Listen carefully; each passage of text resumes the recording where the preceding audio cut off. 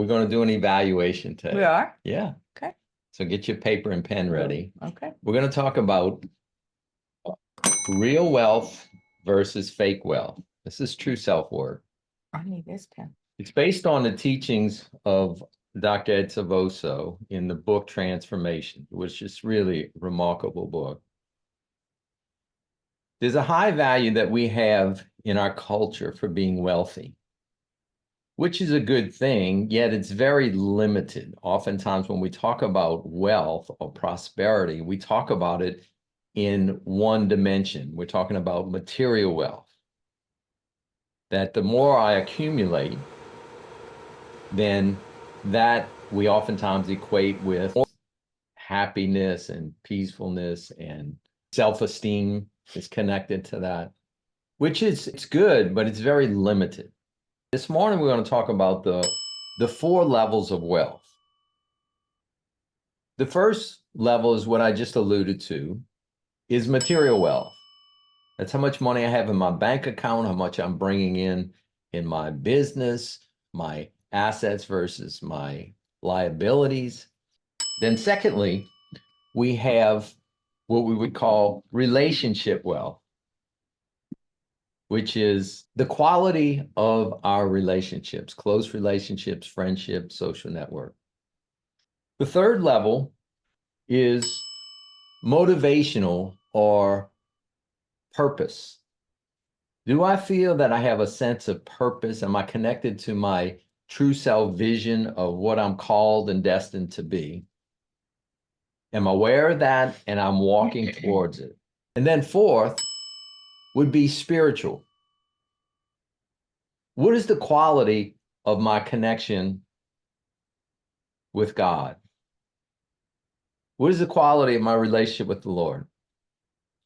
Now we have those 4 different levels and we're going to do an assessment. Well, let's talk about the first, material wealth, my assets versus my debits, my level of security. It doesn't necessarily mean the more the better. It just means I'm not in a place of desperate need. I'm in a place of satisfaction in that area. And that could look different for you than it does for me. Where would you rate yourself 1 to 10? 10 being like excellent, satisfied, happy, 1 being very poor, impoverished. So give yourself a number right now between 1 and 10. Which one's impoverished? Huh? 1. 1 is impoverished. Okay. 10 is wealthy or very satisfied in that area. The second assessment I want you to look at is your relational wealth. That's the quality of your relationship with those closest to you, if you're married, with your spouse, if you're not, with your close friends. 1 would be very poor, and 10 would be excellent. I'm doing great in that area. HollyKem and I lead an online program called Transform You. It's an intensive online coaching program for individuals and couples. If that's something that you're interested in, click on the link below and we'll get you some information. Now back to the teaching.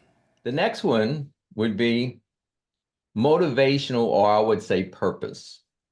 The spirit behind this is we all have a destiny. Each one of us have a destiny. We have a purpose.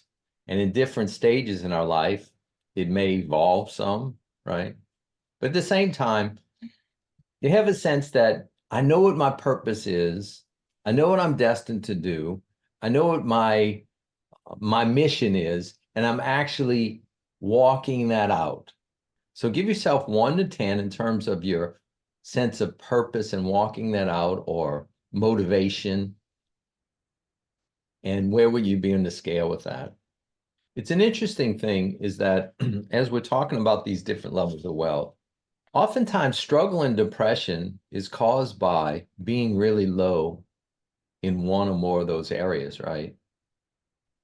And that's going to cause some level of depression, anxiety. I would say even this area we're looking at, motivational or purpose, is that when a person doesn't have that, that's a natural breeding ground for struggling and mental illness, right? And depression. Mm-hmm. The other side of that is that, when a person has a strong vision and they know what they want, they know where they're going, they could be sometimes born into the most impoverished and improbable circumstances. And because of that vision, they're able to work out of it and live a fulfilling life and go after it. So, and then the fourth area we want to assess is our spiritual connection. Where do I rate myself in terms of 1 to 10, 10 being my spiritual connection is really strong. And then 1 being I'm just lost in that area. I don't have connection. I'm spiritually what would be called bankrupt, right? I just don't have that. Oftentimes, when we look at mental health, mental illness, when we're really weak in this particular area of spiritual connection, that's often connected with higher levels of anxiety. Anxiety is such a big thing, especially among the younger generation. The levels of anxiety have increased tremendously, but I think it's directly proportionate to the flux of spiritual disconnection. When I have a strong, authentic spiritual connection, that provides levels of security and it provides levels of safeness, purpose. Like today, we're going to a funeral, I was just thinking, how despairing would that be is when you're dealing with the issue of death and you have no sense of spiritual connection. That's scary. Like how scary that would be. There's no sense of an afterlife. There's no sense of a loving God. There's no sense of purpose after death. And it's just over. Right. And Marie loved Jesus. Yeah. Yeah. And so, it has impact. So I want you to look at those and see where you're strong, see where you need work. You can add those up together and see what your cumulative score is out of 40. And it gives you a basis of where you need to give attention and work.